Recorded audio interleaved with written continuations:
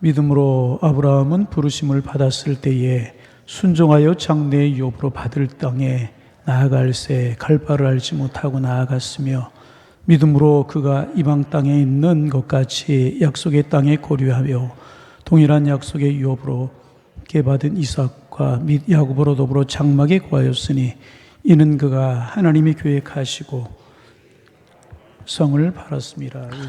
우리가 이제 몇 주 동안 히브리서 11장에 나타난 믿음의 사람들, 다시 말하면 믿음의 챔피언들을 우리가 묵상하면서 은혜를 이제 나누었어요. 그래서 지난 주간에 또 이제 제가 목이 조금 좋지 않아서 부목사님들이 인도했고, 오늘 다시 이제 금요기도회를 제가 인도하면서 다시 믿음장으로 돌아와서 우리가 오늘은 아브라함에 관해서 나누게 되는데, 첫째 아벨에 관해서 나눴어요. 누구? 생각나세요? 아벨이 누구? 우리 집 옆에 있는 사람, 그죠? 네. 아벨에 관해서 나왔고, 믿음으로 하나님 앞에 더 나은 제사를 드림으로 하나님 앞에 의롭다 하시는 자라 하는 증거를 얻은 사람이 누구? 그는 믿음으로 하나님을 기쁘시게 했다는 거죠. 그 다음에 또 이제 두 번째 사람이 누구? 에녹을 우리가 묵상했어요. 그죠? 인간적으로 생각하면 짧은 인생을 살았다고 그랬잖아요. 365년을 살았지만 아버지 야레스에 비하면, 또 아들 무드셀라에 비하면 아주 3분의 1뿐이 안 되는 인생을 살았지만은 얼마나 길게 살았느냐, 그것이 아니라 그는 하나님을 기쁘시게 하는 자라는 증거를 얻었다. 그리고 하나님이 그를 데려가심으로 이 땅에 있지 않았다. 그러면서 우리가 이제 그 에녹에 관해서 나누면서 은혜를 나누었고, 사실 오늘은 노아에 관해서 이제 묵상을 하면서 은혜를 좀 나눌 순서인데, 노아는 조금 뒤로 돌리고 조금 묵상하면서 정리되지 않은 부분이 있어서 다음에 묵상하기로 하고, 오늘은 이제 네 번째 사람인 아브라함에 관해서 묵상하면서 은혜를 좀 나누기를 좀 원합니다. 하나님께서 아브라함을 부르셨어요. 아브라함을 이제 부르셨어요. 그런데 잘 살고 있는 아브라함을 하나님께서 흔드셨다는 거예요. 여러분, 이제 아브라함이 살고 있었던 그곳이 갈대 우르라고 하는 것 우리 알아요. 갈대 우르 지역은 유프라데스 강하고 티그리스 강이 만나는 삼각주에 위치한 그런 지역입니다. 여러분, 강유역에는 일찍부터 사람들이 정착해 살았기 때문에 문명과 문화가 잘 발달된 그런 곳이에요. 그래서 수멜 문화라고 하는 문화가 발달이 되고, 메소포다 문명이 발달한 지금 이라크에 있는 지역이 이제 갈대우르 지역인데, 거기서 잘 살고 있는 아브라함을 하나님께서 흔드셨다는 것입니다. 그런데 여러분, 아브라함만 흔드신 것이 아니라 성경에 보면 잘 살고 있는 사람을 하나님께서 흔드신 경우들이 여러 번 있습니다. 엘리사 예를 들 수 있어요. 성경에 보면 엘리사는요, 12교리의 소리를 몰고 이제 있었다고. 12교리의 소를 몰면서 밭을 가는 사람이 엘리야였었습니다. 12교리의 소를 몰 정도면, 그리고 밭을 갈 정도면 논이 많고 밭이 많다, 그 말이에요. 그 말은 큰 농사를 짓는 사람이었다. 그러니까 돈도 많고 농사도 안정이 되어 있는 그런 사람이었습니다. 그런데 하나님께서 이 엘리야를 기름 부어 세우셔서 선지자가 되게 하셨어요.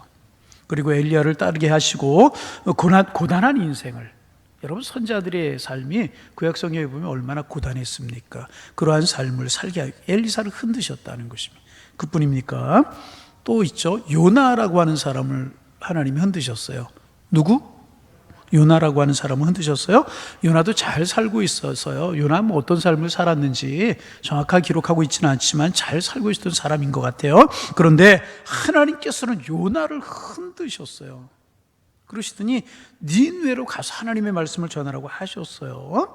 그리고 요나를 이제 밀어붙이셔서 힘들게 만드셔요. 물고기 뱃속에 들어가게 하시고 뜨거운 햇빛을 경험하게 하시고, 그렇게 요나를 흔드셨잖아요. 기도원도 그랬잖아요. 하나님께 기도원을 흔드셨어요. 이런 경우들이 성경에 보면 많이 있습니다. 편안하게 잘 사는 사람을 찾아오셔서 귀찮게 하시고 삶을 송두리째 흔드는 그런 경우들이 종종 있는 걸 우리가 성경을 통해서 볼 수 있습니다. 그런데 하나님께서 그렇게 하나님의 뜻이 계셔서 이제 하나님의 사람을 흔드신 경우가 이제 있다는 것입니다. 그런데 하나님이 흔드실 때 거기에 반응하는 몇 유형이 이제 있습니다. 어떤 사람은 끝까지 버티는 거예요. 안 흔들리겠다고 버티는 거예요. 어떤 사람이 있다고요? 버티는 사람이 돼. 버티는 사람. 흔들리지 않겠다고 버티다가 얻어 터질 대로 얻어 터지고, 상처가 날 대로 상처가 났고, 얻어맞을 대로 얻어맞아서 할 수 없이 가는 사람이 있어요. 요나 같은 사람. 요나 같은 사람이 그런 사람이잖아요. 또 어떤 사람은 망설입니다. 앞으로 재고 뒤로 재고 계속해서 저울 가지고 재고 계산기 가지고 계산을 하다가 가는 사람이 있습니다. 기도원이 그런 사람이라고 이야기할 수 있습니다. 하나님 증거를 보여주세요. 뭐 양털에 물이 이슬이 내리게 하시고, 또 양털에만 이슬이 내리지 않고 땅에만 이슬이 내리게 해주세요. 뭐 여러 가지로 이렇게 핑계를 대면서 여러 가지로 망설이다 하나님을 이제 따르지 않습니까? 기도원이 얼마나 이제 의심이 많았어요. 그런가 하면 처음부터 하나님이 원하시는 길이라고 하면, 하나님이 이 길을 나에게 주셨다면 내가 기꺼이 순종하겠습니다. 기쁨으로, 그리고 기쁨으로 말없이 가는 사람이 있다는 것이. 여러분은 어떤 유형의 사람인 것 같아요? 망설이면서 이리 재고 저리 재다가 하나님의 말씀에 순종하는 사람이십니까? 아니면은 끝까지 버티다가 얻어 터질 대로 얻어 터지고 하나님을 따르는 사람들이십니까? 아니면은 하나님이 어차피 이 길을 나에게 주시고 나에게 가라고 하셨으면 내가 기꺼이 순종하겠습니다. 그리고 하나님 앞에 나아가는 사람이십니까? 여러분 어떤 사람이십니까? 여러분 아브라함 어떤 사람이었는가? 처음부터 하나님이 이 길을 나에게 주셨다면 내가 기꺼이 순종하겠습니다. 그리고 기꺼이 말없이 하나님을 따라 나선 대표적인 사람이 누구? 아브라함이었다. 누구? 아브라함. 여러분 중요한 이야기가 있습니다. 어차피 마지막에는 갈 수밖에 없다는 거예요. 그것이 하나님의 뜻이고 하나님이 원하시는 길이라고 하면 어차피 갈 수밖에 없다. 안 가려고 버티다가도 갈 수밖에 없고, 계산해보고 보다가도 갈 수밖에 없는 길이라고 하는 것입니다. 왜 그렇습니까? 우리 인생길의 주인이 하나님이시기 때문에. 그것을 거역할 수 있는 사람이 아무도 없는 것입니다. 여러분 하나님과 겨루어서 이길 사람 있습니까? 하나님과 겨루어서 이길 사람은 아무도 없는 거예요. 여러분 수원의 우리 교단에 전에 우리 교회 오셔서 구역장 우리 예배 한번 인도하셨죠? 명선교회라고 하는 교회가 있어요. 그 교회 마당에 가면 우리 교회도 이제 그런 조형물을 하나 좀 세웠으면 좋겠다 그런 생각이 드는데, 마당에 이제 뭐 어느 작가가 조각을 한 조각상이라고 그러는데, 이제 그 제목이 뭐냐면 저주시는 하나님이에요. 뭐라고요? 여러분 저주시는 하나님은 뭐가 생각나요? 예? 저주시는 하나님 그러면 깜깜해요 그냥. 예. 저주시는 하나님 그러면 누가 생각나요? 야곱이 야복강 나룻가에서 천사와 씨름하던 그 장면이 생각이 나잖아요. 그 장면을 소재로 해가지고 어느 작가가 조각을 한 거예요. 그런데 하나님이 지실 수 없는 분이잖아요. 하나님 앞에 이길 수 있는 사람이 누가 있겠습니까? 그러나 하나님 앞에 매달릴 때 하나님이 우리에게 져주시는 척 하신다. 그래서 져주시는 하나님이라고 하는 작품이 이제, 그래서 우리 교회도 이제 좀 상황이 되면 한번 하려고 하다 못했는데, 우리 교회 심볼이 뭐냐 하면 어린 양이잖아요.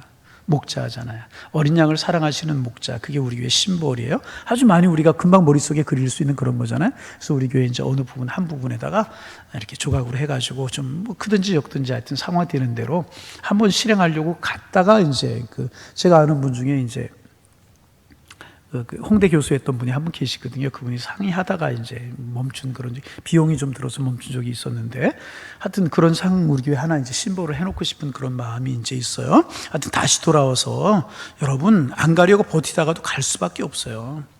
계산해보고 따지다가도 갈 수밖에 없다는 것입니다. 왜 그렇습니까? 하나님이 우리의 인생과 우리의 길의 주인이시기 때문에 그런 것이라.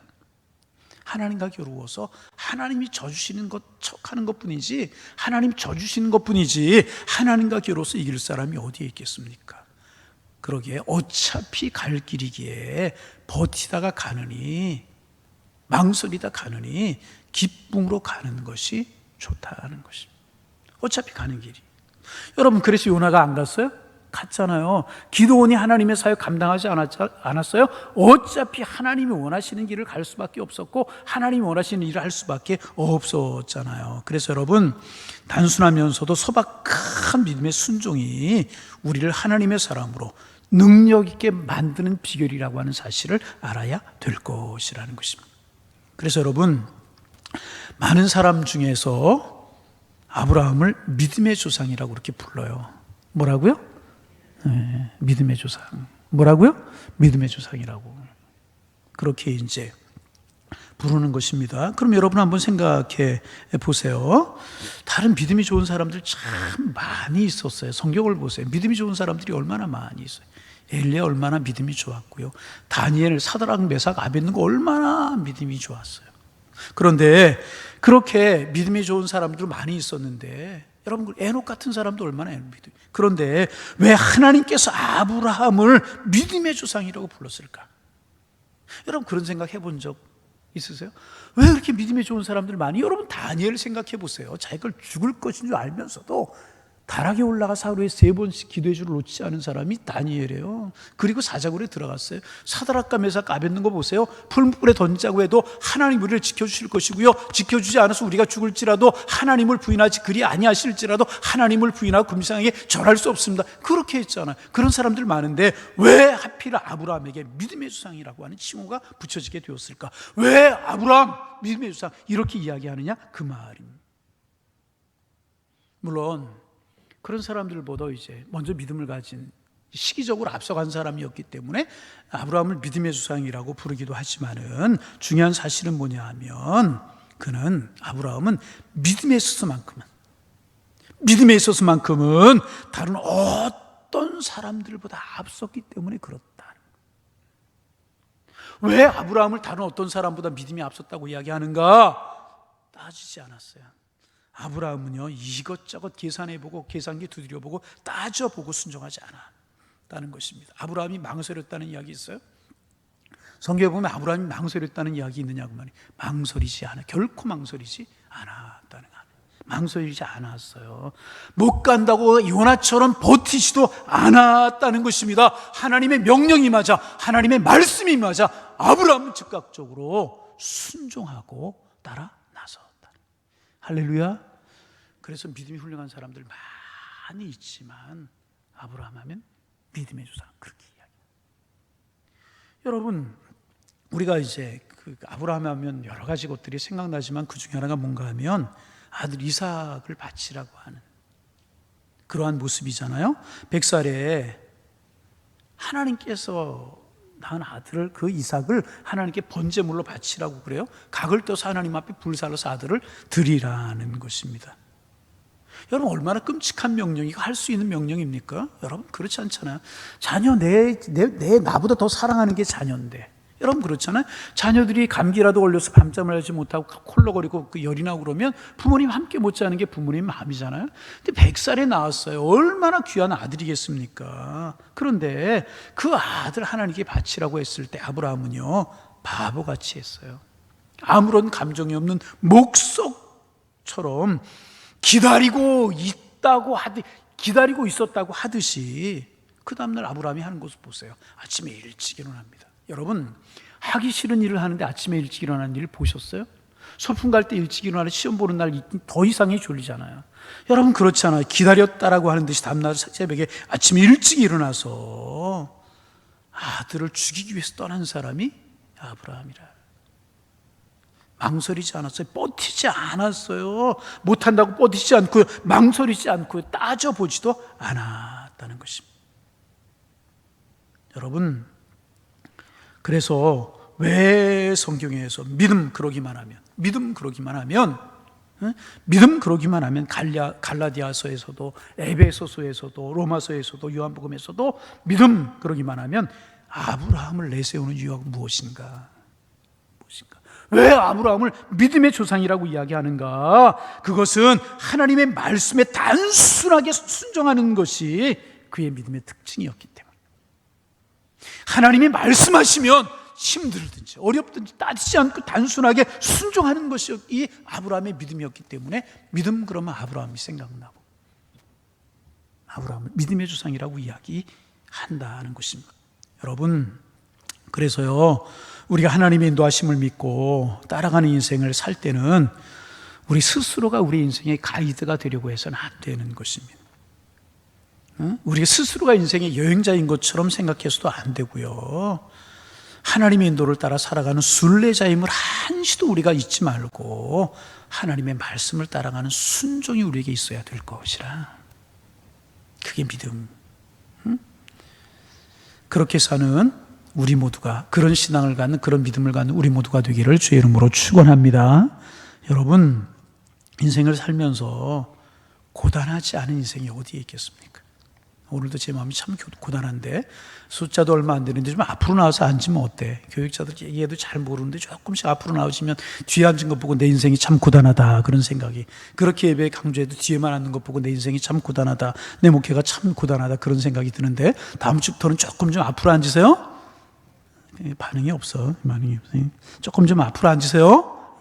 그 교회 성장학자들이 그래요. 뒤에서부터 차는 교회는요, 생전 앞에가 안 찬대요. 교회 성장학들의 이야기예요. 제 이야기가 아니라.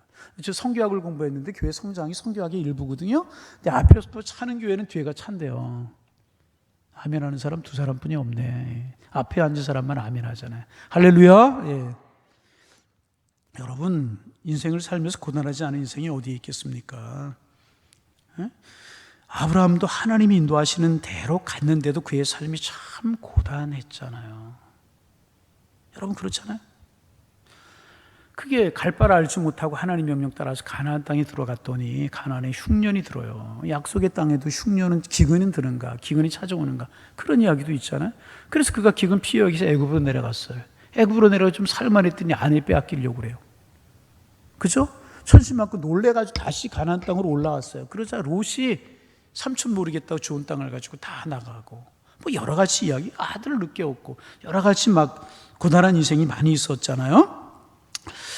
그리고 오늘 본문에 나오는 것처럼 아브라함은 갈 바를 알지 못하고 어디로 가는지 알지 못한 채 하나님이 아주 좋은 시설을 갖추어 놓고 고대 광실 좋은 집을 준비해 놓으시고 아브라함을 가게 하셨습니까?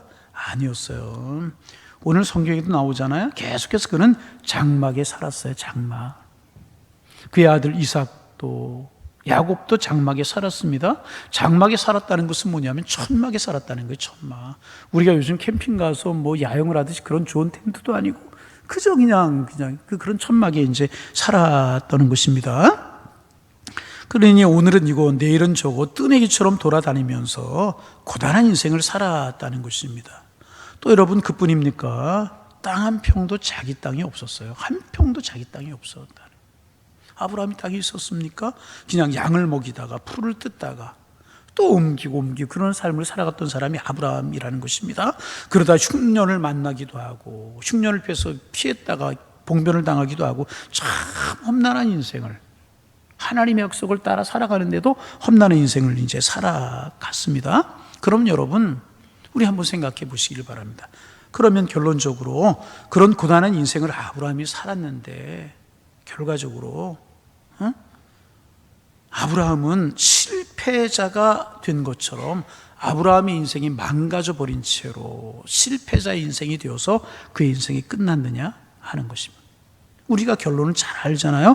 고단한 인생이었었어요. 고단한 인생이었지만은 하나님의 약속의 말씀을 붙들고 믿음으로 하나님 바라보고 그렇게 걸어갔더니 마지막에 그 결과 하나님께서 얼마나 아름다운 복을 하나님께서 아브라함에게 주셨습니까?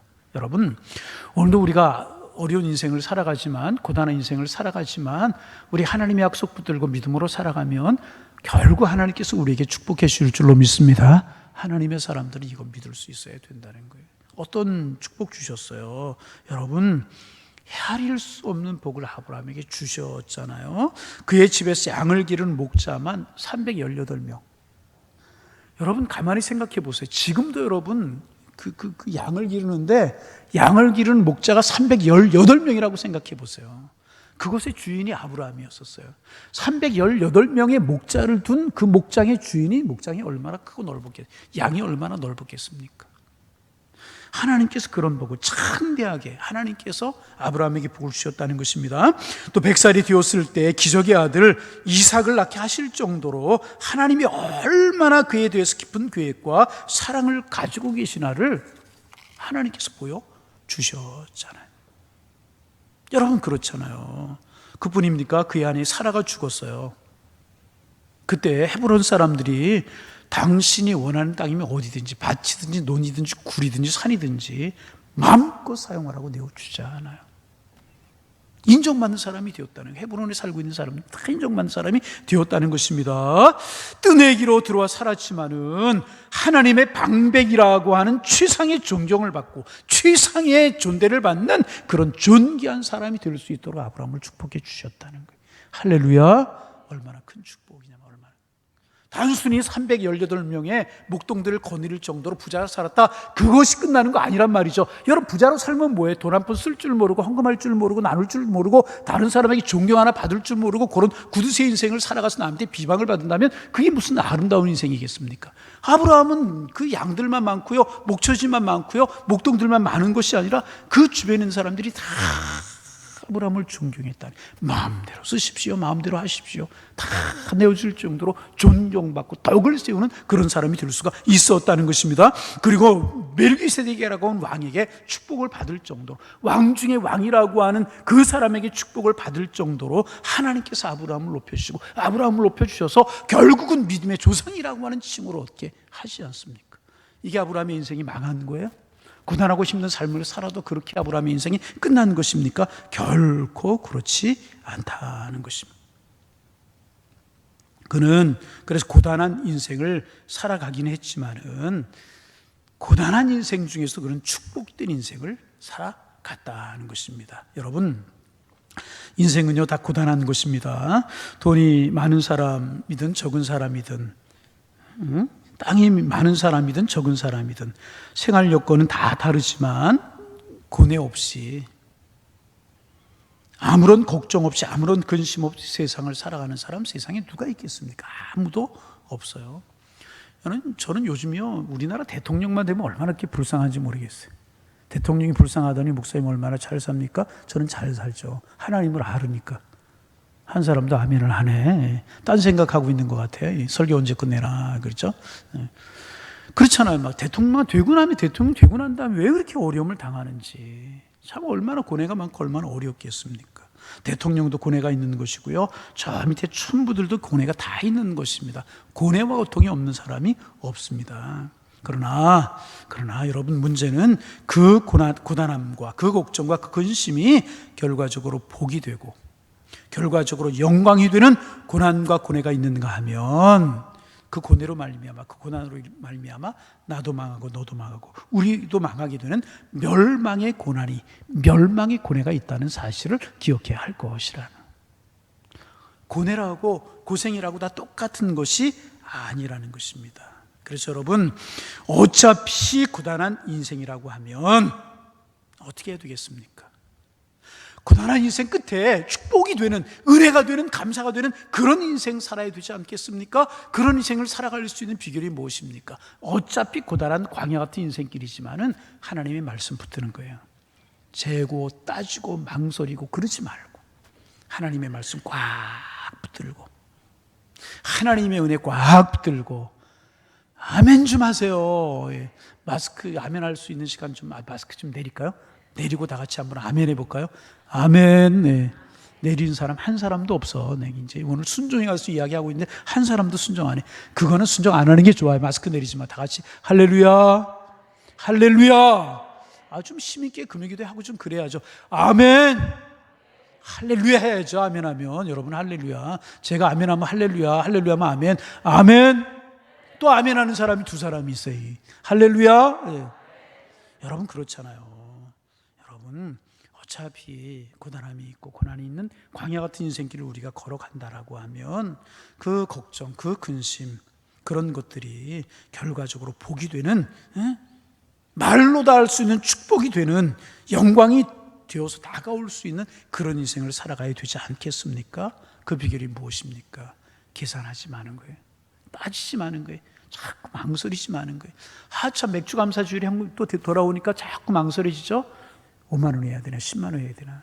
어떤 사람은 중직자가 되고서도요, 맥주 감사 옮기고 이런 거 할 때 2만 원, 만 원 하는 사람들이 있어. 참 얼마나 마음이 아픈지 몰라. 여러분, 결혼식장에 가서 취소 얼마 가지고 가요? 결혼식장에 갈 때 얼마 가지고 가시냐고요? 요즘 최소한 결혼식장에 갈 때 얼마예요? 장례식장에 갈 때 얼마예요? 그런데 하나님께 지키시고 인도하셨던 그 은혜에 감사하면서 결혼식장에 가는 것만큼도 못해요? 이게 신앙이고 믿음이에요? 잘 생각해 볼 수 있어야 돼요. 너무너무 마음이 아파. 그것도 중직이라고 하는 사람들이 그런 식으로 헌금 생활하더니 무슨 복이 되고 무슨 은혜가 되고 자녀들이 무슨 축복이 되겠느냐. 잘 생각해 볼 수 있어야 돼요.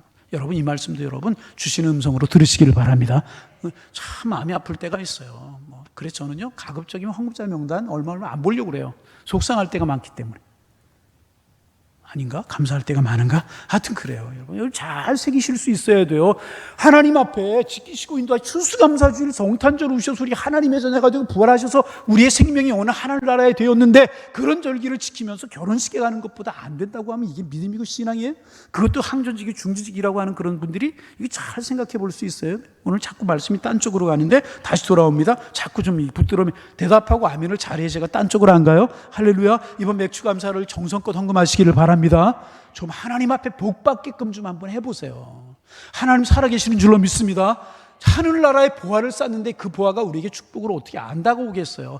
인색하게 맨날 째째하게. 그러니까 그런 인생 살아갈 수밖에 없는 거지. 하나님 앞에 과감하게 좀 그냥 담대하게 하나님 앞에 맡기고 좀 해보세요. 하나님 축복하실 줄로 믿습니다. 그거 어차피 내 것이 된 것이 누가 은혜예요? 그거 어차피 내 것이 된 것이 누가 축복하셨어요? 그런데 하나님 앞에 째째하게 해가지고 하나님 주신 축복 누리며 살 수 있겠어요? 이거 잘 생각해 볼 수 있어요. 할렐루야. 어디까지 갔다가 자꾸 그쪽으로 가요? 여러분, 어차피 고단한 인생이지만 하나님의 명령에 순종하고 나아가는 믿음의 삶에는요, 그 고단함이 나중에 보면 말로 닿을 수 있는 축복이요, 영광이 되어서 다가온다는 사실을 여러분 믿으시기를 바랍니다. 그래서 어차피 고단한 인생이라고 하면 하나님의 뜻에 따라가면서 겪는 고단함을 선택하셔서 여러분 정말 주시는 축복, 여러분의 것이 다 되실 수 있기를 주님의 이름으로 축원합니다. 그래서 우리는 이런 찬송을 부르게 되는 것입니다. 제가 미리 말씀 못 드려 죄송한데요, 주께서 내길 예비하시네. 주께서 마이크를 좀 붙들고 앞에서 좀 해주세요. 주께서 내길 예비하시네.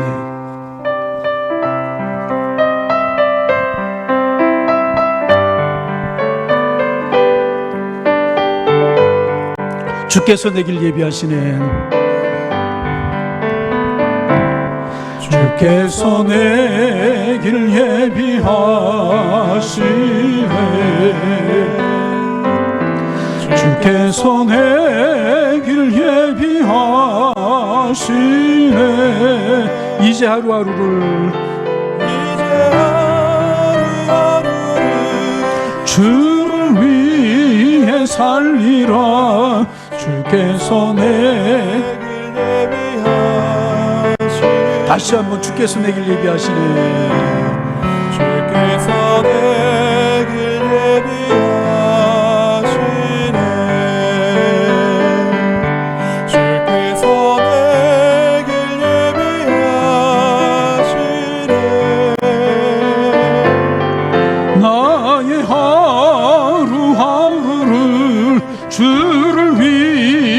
살리라. 주께서 내길 예비하시네. 두 손 가슴에 모으고 나 이제 순종하며 살리라. 나 이제 주를 따라 순종하며 살리라. 나 이제 순종하며 살리라. 나 이제 순종하며 살리라.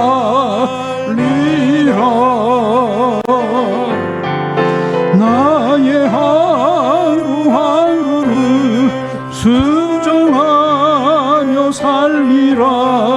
나 이제 순종하며 두 손 가슴에 눈 감고 나 이제 겸손하게 살리라. 나 이제 겸손하게 살리라. 나 이제 겸손하게. 나 이제 겸손하게 살리라. 나의 하루하루를